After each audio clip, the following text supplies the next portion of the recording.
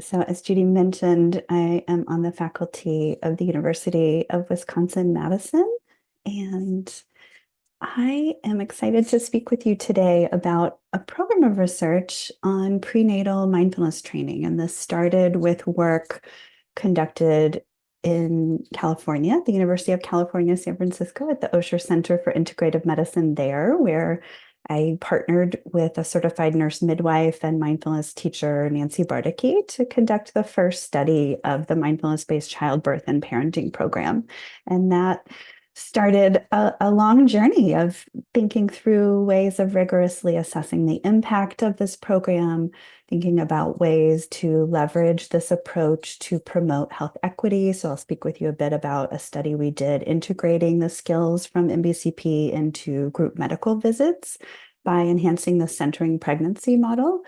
And then work that's been ongoing to really expand a global network of MBCP instructors and scholars who are really maintaining the integrity of the model, but thinking very creatively about what sorts of local adaptations may be needed as this model is more broadly disseminated and studied in different contexts. And so I'll give you a little bit of a whirlwind tour of the global efforts to assess the impact of the MBCP and then share with you some of my aspirations, particularly as I'm working in Wisconsin, nationally and internationally, to think about health equity, to think about how we can be much more innovative and community driven in our approaches to reducing maternal child health equity disparities, promoting ways in which cultural and community strengths are uplifted in the future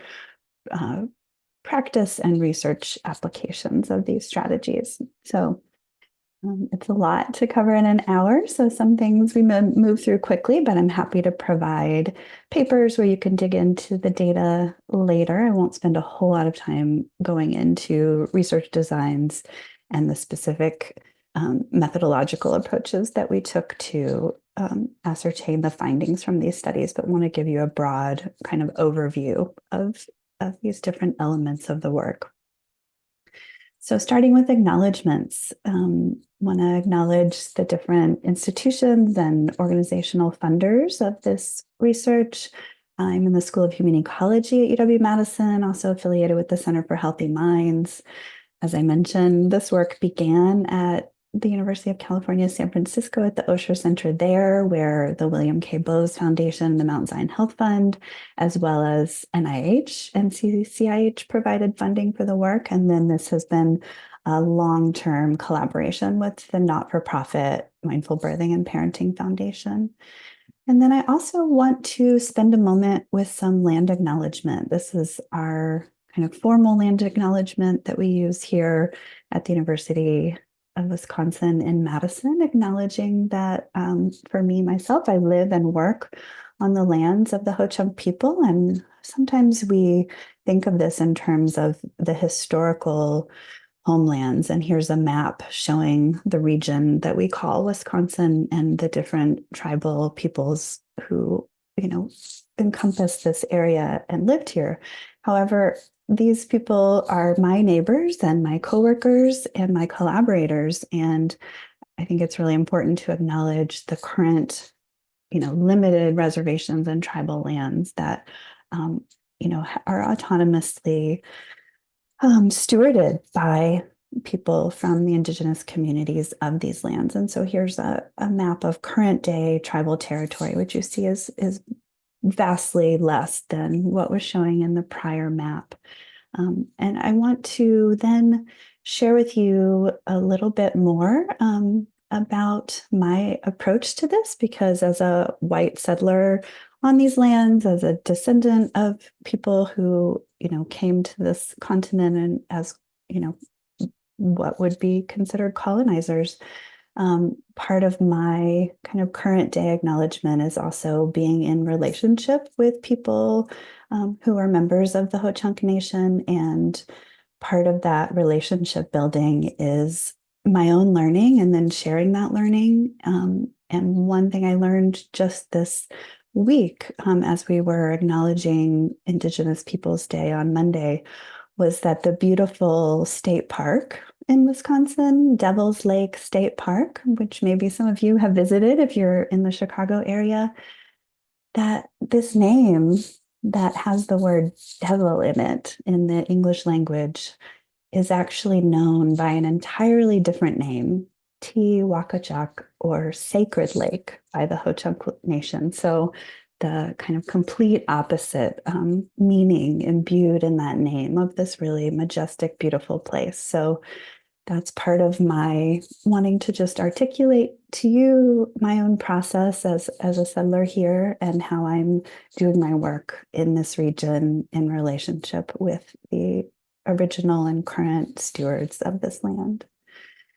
Another disclosure slide here is that I'm an unpaid board member of the not-for-profit Mindful Birthing and Parenting Foundation, and I have a small consulting LLC through which I do training consulting on some of the topics we'll be talking about today. And this is an image of the Capitol building here in Madison on the isthmus between the two largest lakes in our chain of 4 lakes. So an image of Dajope, as the Ho-Chunk people call it, where I am sitting right now.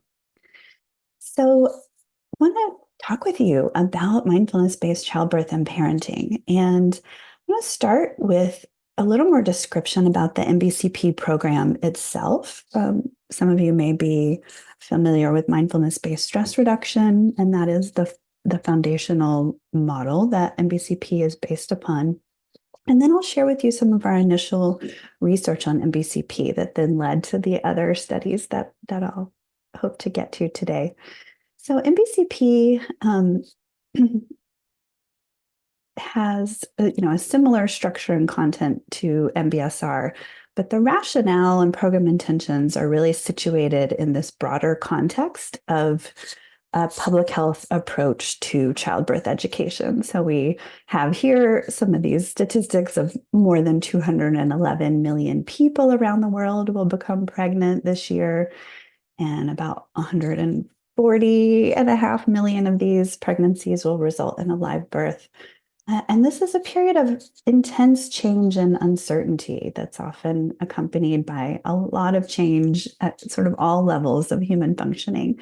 And there's a lot of potential for mindfulness to help shift, disrupt, and be helpful during this really critical developmental transition when there's a lot of plasticity, both in the developing fetus and infant, but also in the birthing person in terms of neural function, as well as co-parenting partners who are involved in the pregnancy and birth of the child. So as someone trained in human development as well as in prevention science, really seeing this as a leverage point when lifelong developmental trajectories can be shifted for the better. And it's also a time when, for instance, first-time parents are open to attending some kind of health education, behavior change course. And that's really what childbirth education is. However, childbirth education, which is attended by around half of pregnant people in the United States, typically has pretty mixed literature regarding its benefit for people. And sometimes it can actually scare people about childbirth, which I'll speak to a little bit later in terms of that being not beneficial for a healthy childbirth. We also know that prenatal stress, anxiety, and depression is incredibly developmental to fetal and child development. However, common pharmacotherapy options to treat mental health concerns in the prenatal period may also have potential iatrogenic or negative effects on not only fetal development, infant development, but parent-child bonding in the early postpartum period. So to quote Eleanor Roosevelt, there's this sort of double bind that pregnant people may find themselves in. You'll be damned if you do and damned if you don't, that it's dangerous to leave these conditions untreated. However, common means of treating them through medication may also pose potential problems or be a challenge if the pregnant person is intending to breast or chest feed their child.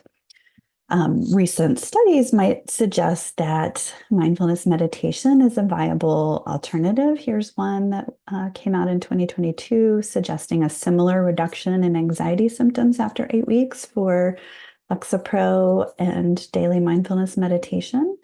And we're really interested in this potential for leveraging intervention in this prenatal period, both in terms of the behavioral and developmental aspects, but thinking about where there may be even epigenetic and intergenerational impacts. So here's a little cartoon kind of describing that epigenetic process. And then, some disclaimer that it's quite complex and some of it, may have positive sides as well. And I remember being at a special topic meeting about prevention science and epigenetics and this aspect of thinking that we don't want to eliminate stress completely during the prenatal period because there are some aspects of getting some things turned on that we need in the most simplistic terms that we need in order to be able to cope with living in the world around us. Also, just to highlight this cost utility of intervening early. Here's a commonly used curve shown that was developed by James Heckman, the Nobel laureate in economics, showing the return on investment earlier in life, the better. It's that aspect of, shifting those trajectories just a small amount at this point can lead to big differences later on.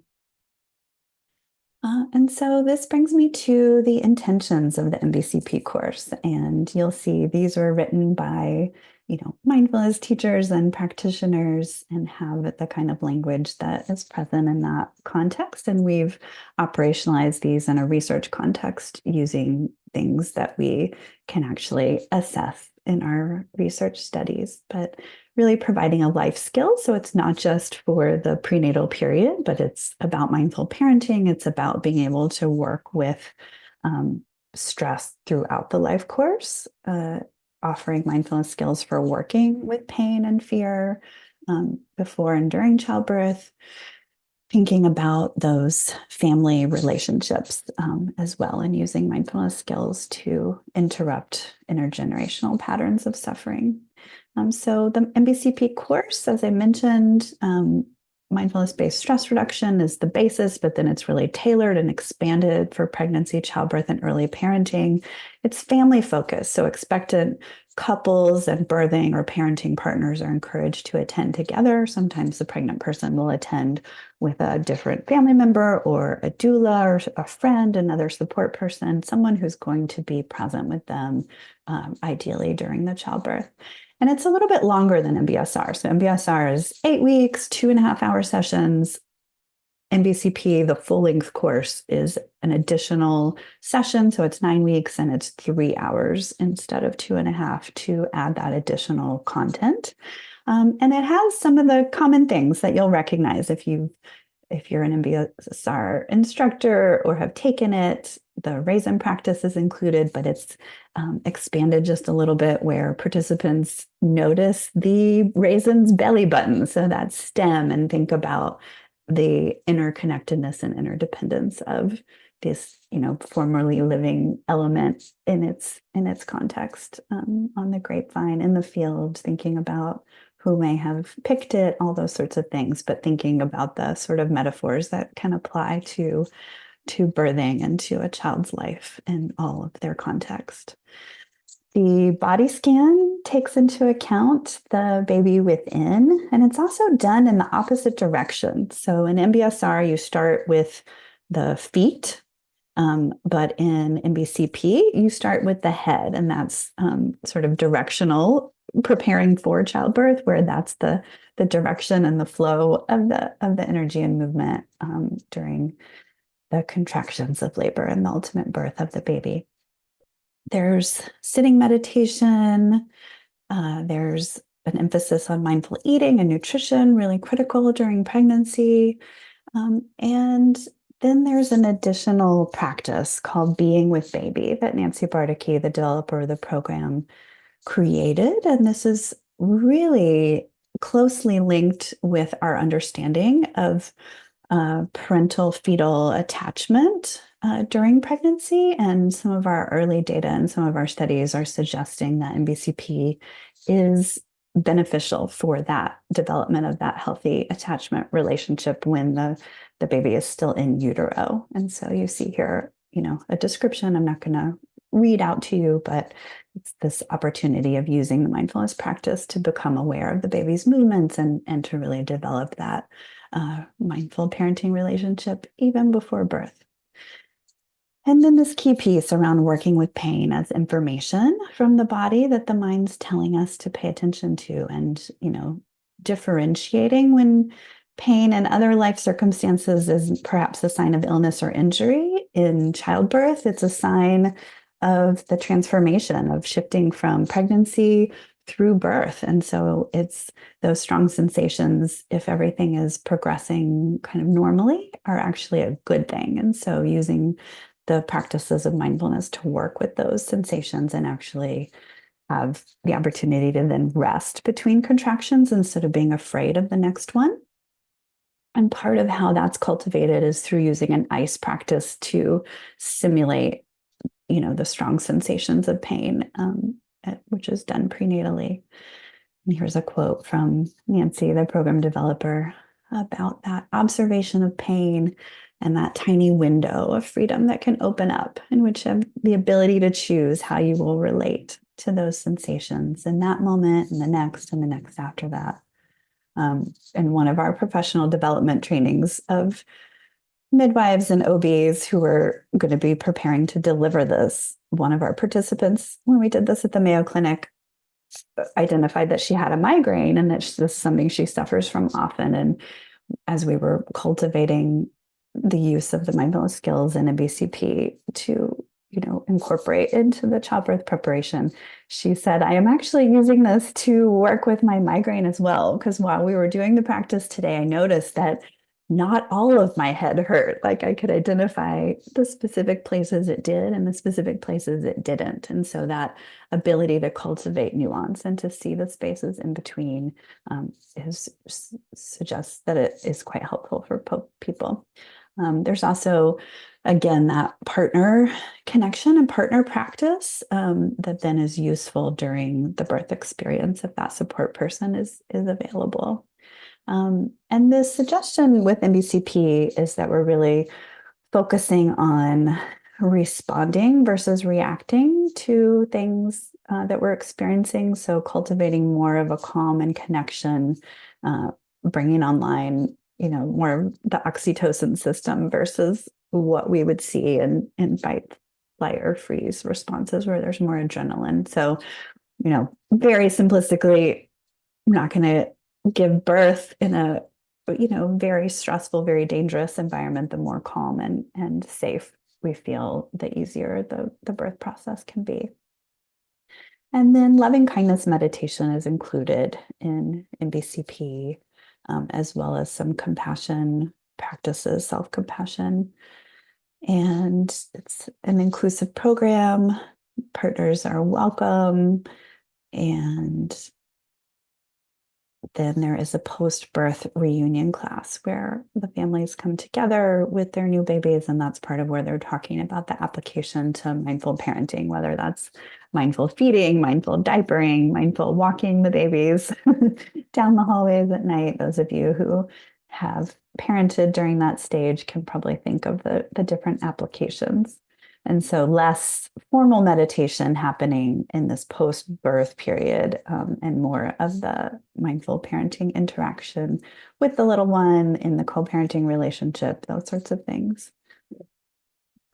I'll just pause here for a moment after the quick tour through the MBCP program, and then invite you just to take a breath, just to notice your embodied experience. When we're on the computer, we can often find ourselves breathing more shallowly, having more tension in the shoulders, forgetting that we have feet that are supported by the floor and the earth beneath us.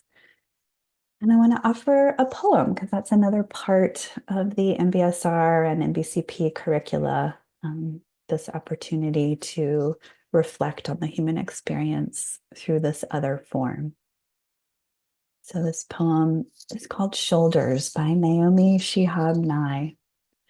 A man crosses the street in rain, stepping gently, looking 2 times north and south because his son is asleep on his shoulder. No car must splash him, no car drive too near to his shadow. This man carries the world's most sensitive cargo, but he's not marked.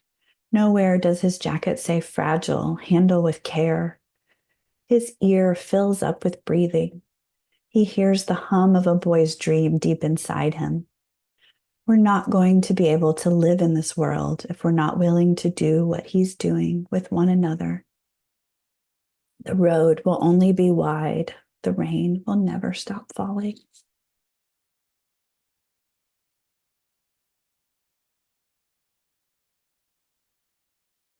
So Nancy Bardicke had been delivering the MBCP program for years before I joined the UCSF Osher Center. And we developed a clinician researcher partnership. I had been working on a research on a mindful parenting program for families of young teens and had been hearing repeatedly that they wish they had learned the skills earlier.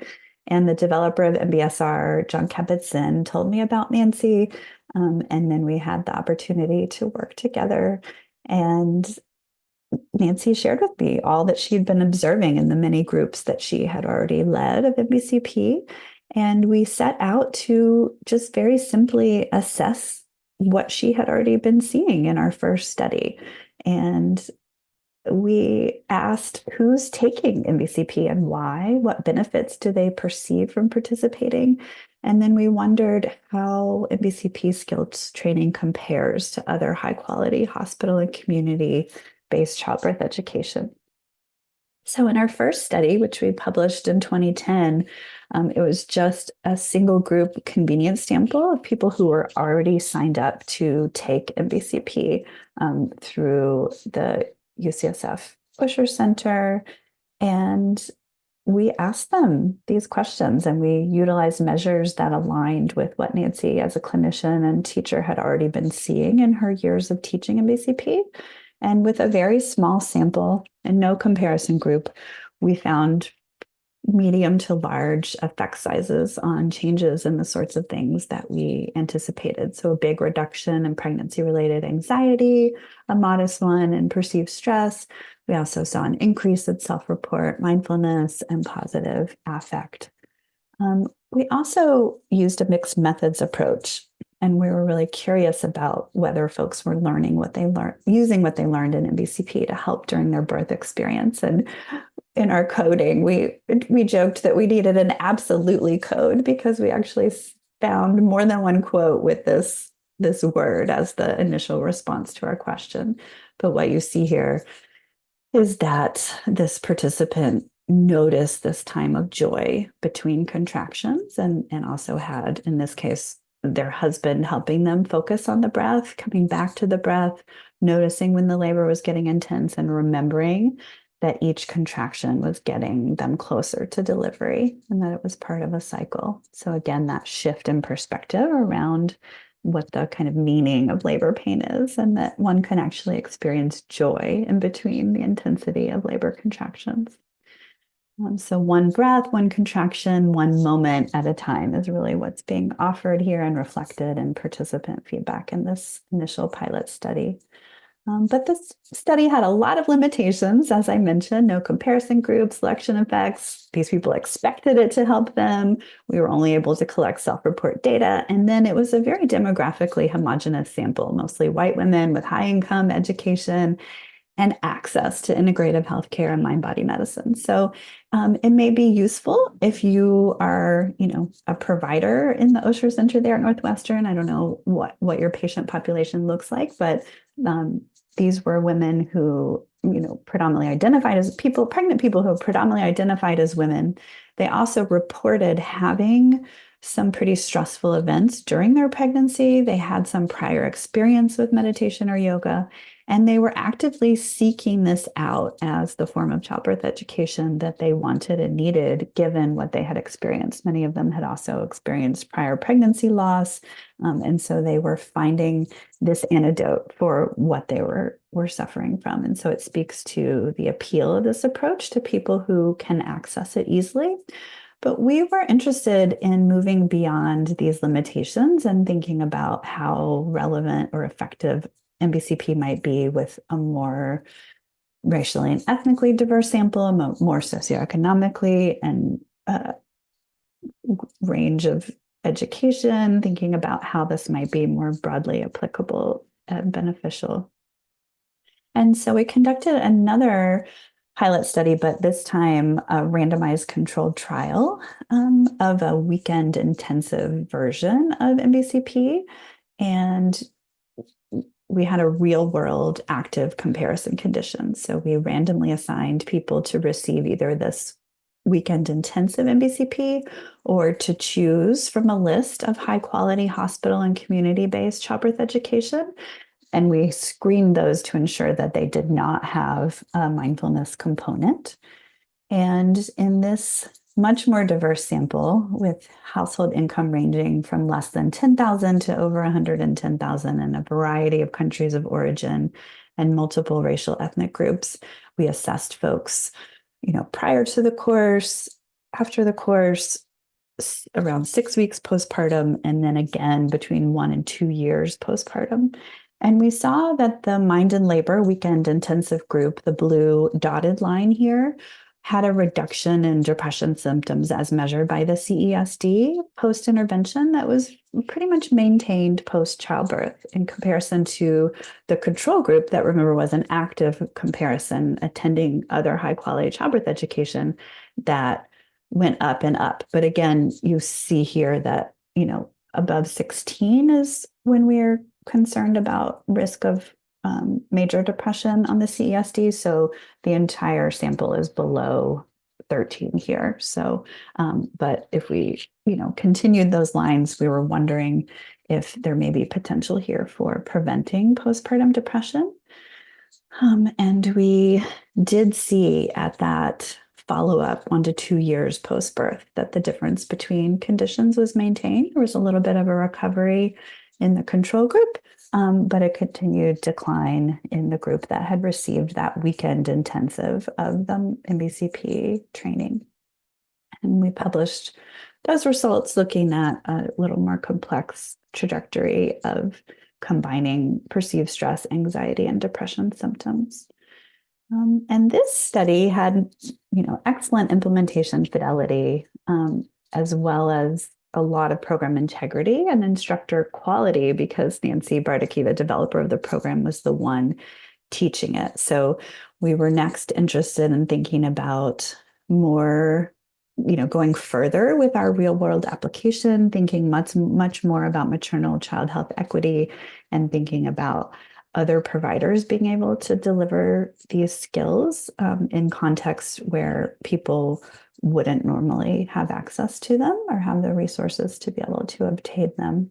And that's where we developed a partnership with Sharon Rising, who developed the Centering Pregnancy model of group medical visits delivered prenatally. And we partnered with what was then called the San Francisco General Hospital Outpatient Midwifery Clinic and the Homeless Prenatal Program to integrate MBCP skills into the Centering Pregnancy model.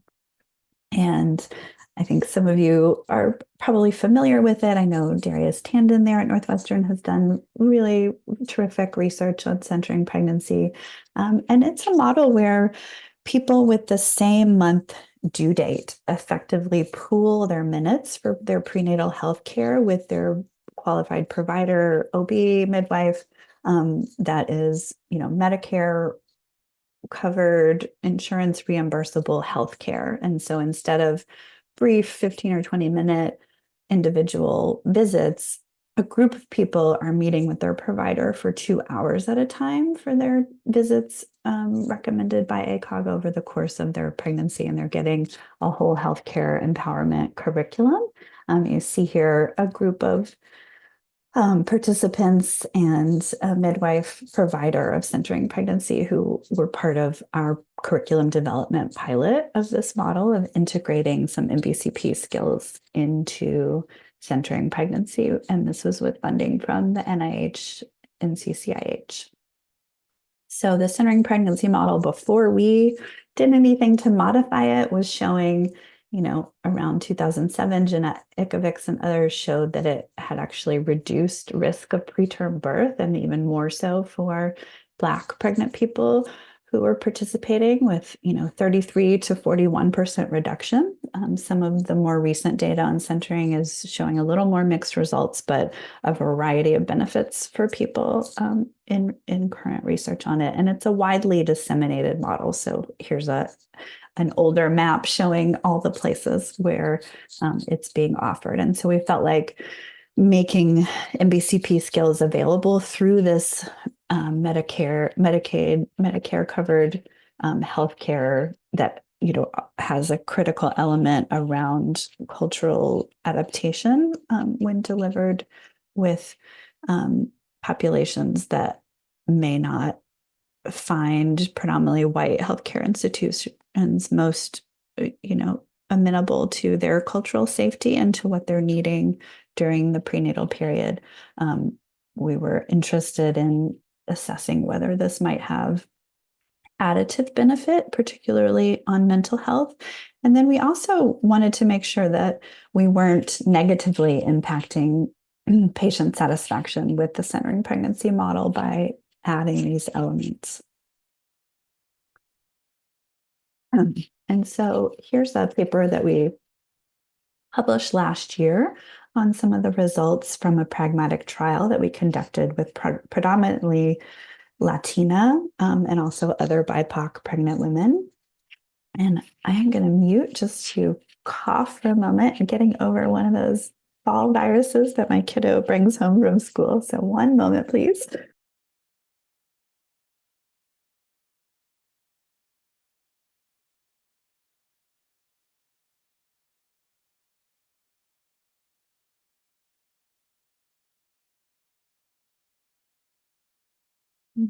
Thanks for your patience. Maybe that gave you a chance to take a little closer look at the abstract. So I'm not going to go through the study in detail because you can read the paper if it's of interest to you. But it was notable in our work that following receiving standard centering pregnancy or the centering pregnancy enhanced with mindfulness skills drawn from MBCP, that post-birth, using the Edinburgh Postpartum Depression Scale, only 10% of the enhanced centering pregnancy plus mindfulness skills group were above a score of 10 on the EPDS, whereas just over 42% of the centering pregnancy condition were over 10 on the EPDS. We didn't see statistically significant results on a lot of our other hypothesized outcomes, including self-report mindfulness. We did find some moderated effects that are available as supplementary materials with this article if you want to dig into those a little bit more. And we also found pretty high levels of satisfaction with the MBCP enhanced version. People felt that these elements that we added had helped them to feel less stress, and we collected open-ended responses around what was most helpful for learning to have a healthy pregnancy, what was most useful for learning to take care of a new baby. And some of these examples here have been translated from Spanish into English, given that a large portion of our sample were monolingual Spanish speakers who had recently immigrated to the United States. We also saw really important effects of income on people's well-being. And in our interpretation of our findings from this study, we really want to highlight the importance of paying attention to structural inequities. And although we were working with a community-based organization that was providing really terrific wraparound services and meeting lots of needs that we would consider as social determinants of health, there still was a lot of instability and stress that participants were facing in their lives. So we're not suggesting that just adding mindfulness training is the solution to all of that, but this ability to cope more effectively, to stay calmer, to be present, to not have stress as negatively impact their interactions with their new babies is a beneficial thing. And we're also thinking a lot about how provider training can be enhanced through MBCP skills. So that brings me to our global MBCP network. So there are now over 250 MBCP teachers worldwide, and we've developed an array of international research collaborations.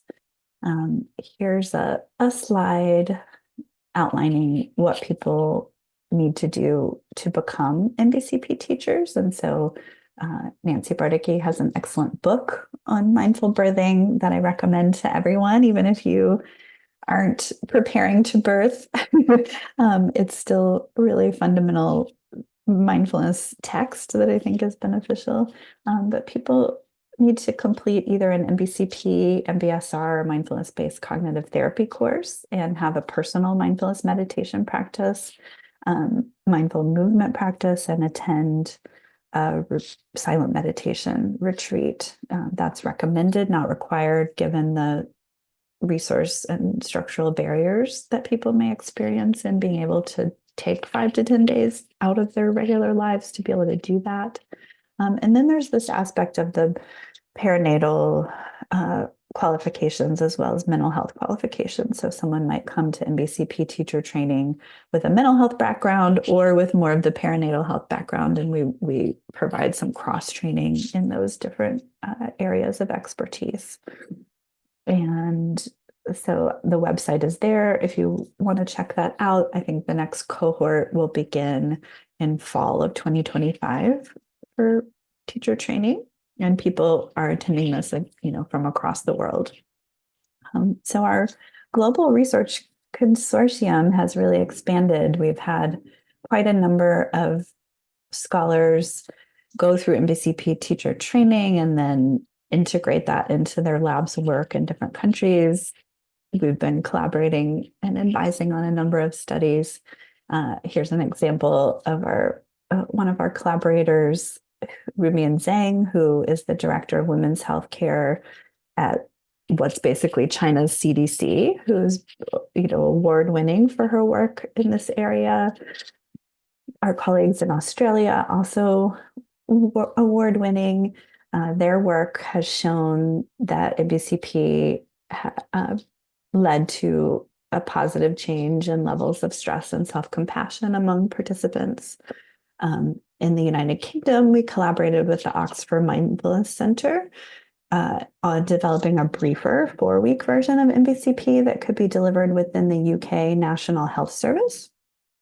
So thinking about in our local adaptations, not just the cultural considerations for the population or language translation, but also thinking about the system level adaptation that may be needed. And it was required to create a briefer version in order to fit into the UK NHS. And in that study, we were excited to have some evidence on the experiences of male partners who were attending as well. So you see the list of improvements following this MBCP 4-week version for women on the left and for men on the right. And I don't think in that study that they assessed other gender identities beyond people who were identifying as women or men.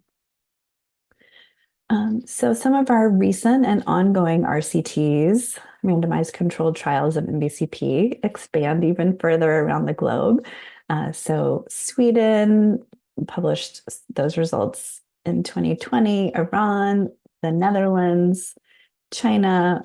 We published a large RCT of our work in Hong Kong, and then my graduate student mentee, Endang Puriana Listiawati, and I have just recently completed a small RCT in Indonesia, and then we have a colleague in Spain also completing an RCT. So I'll tell you a little bit about some of those briefly.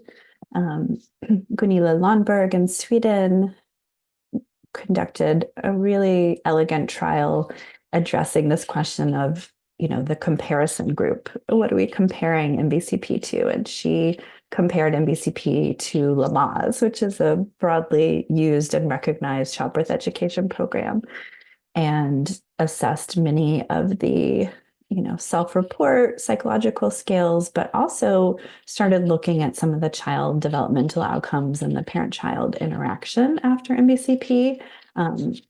I won't go into these results in detail, but there were several findings showing benefit to MBCP mothers in comparison to Lamaze. Here's one of her papers. And again, I'm happy to share a bibliography, send papers to anyone who's interested, notably using the ages and stages questionnaire. So looking at the socio-emotional development of the children, there were benefits overall, and then in the communication category really seemed to be driving that benefit. In Iran, we saw maternal fetal attachment was significantly higher in the MBCP group. So again, that benefit that we had hypothesized from the inclusion of that being with baby practice. And then in the Netherlands, Irena Veringa, who's a mentee of Susan Bogel's, has been studying MBCP adapted for people with high levels of fear of childbirth. So actually clinical tocophobia, which is the term for people with clinical fear of childbirth.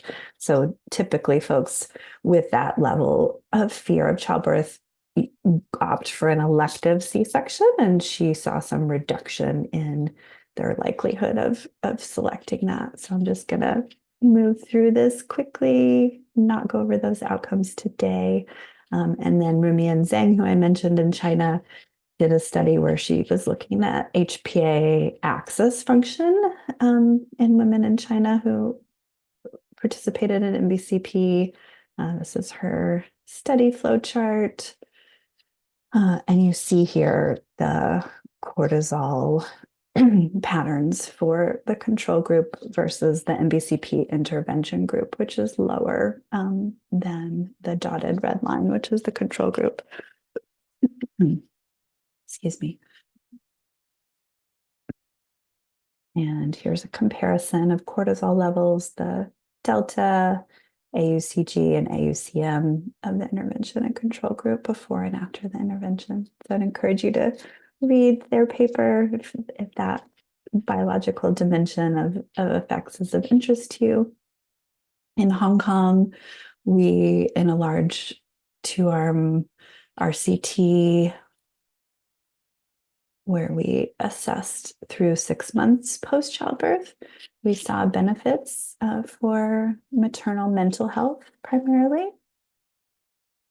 And as I mentioned, Endang Poriana Listiwati and her work in Indonesia, she saw benefits with her participants, both in terms of mental health, but also some of those attachment-related dimensions, and the really important cultural considerations here, given that male partners often do not have anything to do with this sort of childbirth education. So it's really pretty revolutionary to bring them into the space, and she's very interested in the romantic attachment between the members of the couple as well. And in Spain, Olga Sacristan Martin is really emphasizing the compassion training elements. So she's bolstered those in addition to the basic MBCP. So we're curious of what those results may hold. So that leaves me with just the closing aspect around aspirations for this work going forward to integrate transformative justice and true systemic change. My collaborator, Angela Rose Black, has really questioned who gets to be well, whether mindfulness is really based in whiteness, whether it can be used to affect things like our tremendous disparities in the Black infant mortality rate, which you see here on the map. Collaborating currently with these folks who are community health workers and doulas who are immigrants to the United States, who are based here in Madison, Wisconsin. Mariela Quesada Centeno completed a PhD with me and is now leading really tremendous community participatory work to think about MBCP adaptations. And then I want to highlight another Indigenous community in the region who's bringing really culturally grounded birth teachings and practices from the Anishinaabe tribal community to folks that are thinking about the ways in which we can really partner to make these things more culturally relevant, more accessible. And then I want to leave you with just a little bit about the potential here for healthcare provider empowerment. That it's really showing to be beneficial for the providers who go through the training. You see here some quotes that, everyone can benefit from this for their own self-care in addition to better patient care. So even if someone's not going to be delivering the full MBCP program or isn't a centering pregnancy provider, that there's potential here for this training to be beneficial to perinatal providers regardless.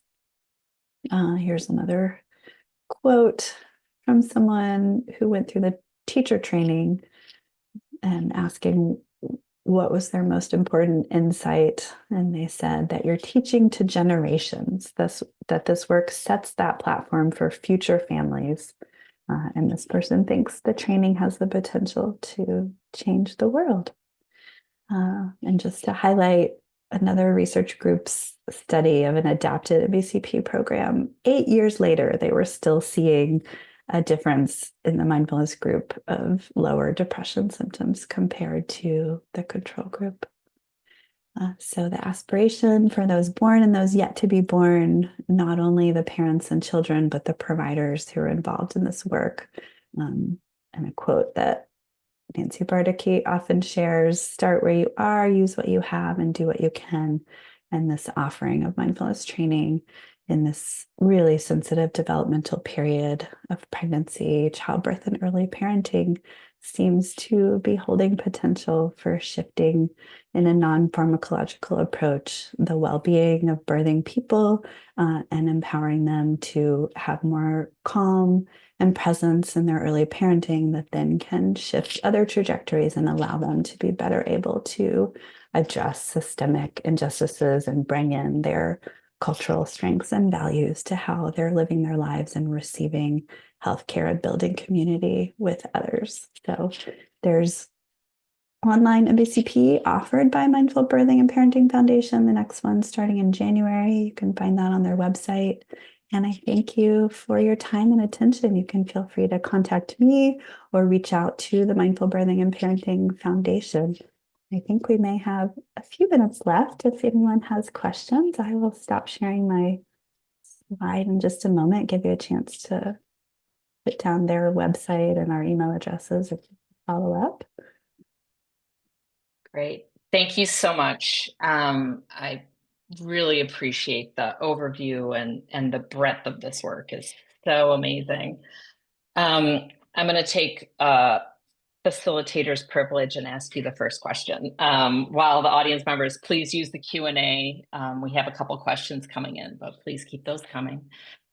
So my question has to do with the sort of implementation and adaptation and tailoring of MBCP. When you've gone into so many different cultures, how do you think about the cultural adaptation? Because we know it's more than just translating it into another language. How does one approach that challenge for each group? Yeah, thank you, Judy. I think that's a fantastic question. And I think it's one that I don't have a kind of stock answer for yet because we're still figuring that out. I think there's this tension in mindfulness teaching and research around integrity to the model. In research context, we think about fidelity to the model. However, a really critical piece of that for me is exactly what you're highlighting and what you heard me addressing, that it can be part of our model that there's cultural sensitivity. It can be part of our model that there is that dialogue, that there is that adaptation process. And so centering pregnancy, for example, is a model that has essential elements. And so there's a lot of flexibility as long as those essential elements are adhered to. And I really advocate for that approach as we're thinking about some of these sort of set curricula and delivering them in different cultural contexts. And my kind of next level answer is that it's very much about the relationships and it's about community ownership of the process. And so the way this is playing out for me and my collaboration with Raíces para el Cambio, the doulas and community health workers who are Latina, Indigenous immigrants here in Wisconsin, is that they're going through the training and then we're, hashing it out. We're really looking into the different elements. And the next stage of this work is that actually two different scholars are getting ready to pilot MBCP in Puerto Rico and Costa Rica to dig into some of these questions in a context kind of prior to that migration experience of coming to the United States and experiencing the sort of assimilation pressures and stresses of being someone who's considered an immigrant in this context. So that's just a couple different windows into how important that is and how we're approaching it. Yeah, thank you for that. I think it's important for people who are just starting out with any evidence-based intervention to understand that it's challenging to just take that intervention as it was originally developed and just plunk it down wherever you think it might be helpful without some attention to that tailoring and adapting that's really necessary. And I want to lift up the work of Inger Burnett Ziegler, who's there at Northwestern, who's done this incredible R01 study of MBSR with Black women, and the work of my colleague Angela Rose Black of the ways in which these kind of packaged mindfulness interventions may not be culturally relevant or appropriate in different contexts, and the need for leadership from the community in really digging into what needs to change in order for what is beneficial. And Angela asked the question, who gets to be well? It's not saying don't make it available, but it's the how and who's really leading that work. And so I'm trying to be a community accountable researcher, which is a term I got from a scholar, Alexis Pauline Gumbs, where I'm offering my expertise and I claim that as like my responsibility to share the expertise and what my research is showing may be helpful, and to also be, as humble as possible and listening and learning and being open to shifting and changing what we offer and how we offer it and who's offering it and who gets to decide. And that's where this reproductive justice element comes in, I think, of really that autonomy and power, which is critical if we're going to have true health equity in this space. Absolutely. We do have a question in the Q&A. Has there been a comparison study with the Bradley method? And if so, how did the outcomes compare? I don't know. So that is something I will look at. I am not as familiar with the Bradley method. Okay. If there are no other questions, I think we're just about at time. So thank you so much, Dr. Duncan, for your fantastic presentation. Next time we'll do it in person. Look forward to it. Thank you so much for having me. Thanks, everybody.